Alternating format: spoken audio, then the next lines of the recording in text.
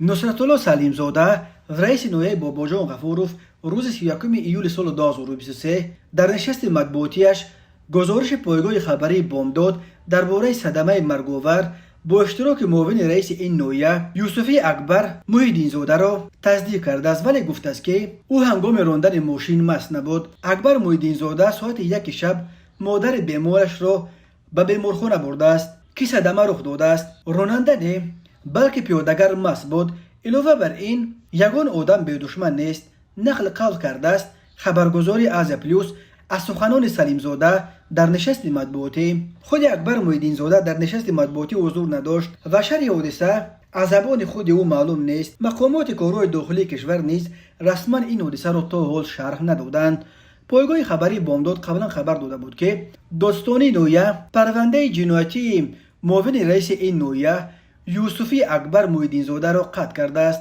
به دنبال اکبر یوسفی دیگر باره سر کار برگشته نه فقط همچون معاون رئیس نویه کار کرده ایستاده است، بلکه طور حکومت نویه باباجان غفوروف خبر داد یوسفی اخیراً از حوزه شیخ برهان وکیل مجلس نویوی انتخاب گردیده روز 21 ایول سال 2023 در مجلس وکیلان خلقی نویه سوگند وکیلی یاد کرده است. این منصبدار بلندپایه به آن ابدار می شود که ماه مای در حالت مستی سر فرمان ماشین مرسدس رقم قید دولتیش 8786 نشسته در راه ماشینگرد جماعت دیوت اونچه ساکن این جماعت نادرجان نظرف را پخش کرده است. نادرجان نظرف بر اثر جراحت‌های برداشته‌اش در بیمارستان مرکزی نویه جان داد. از او 3 فرزند خردسال یتیم ماند.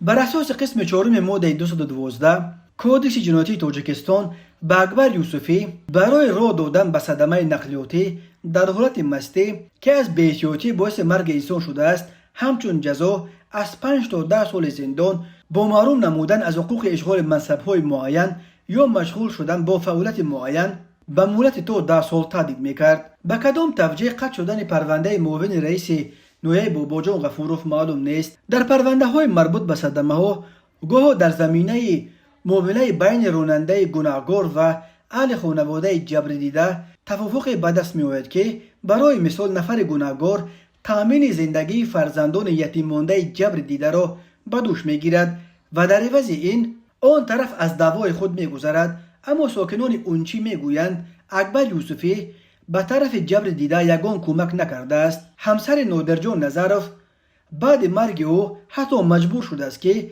3 فرزند خردسالش را گرفته به خانه پدر و مادرش برگردد.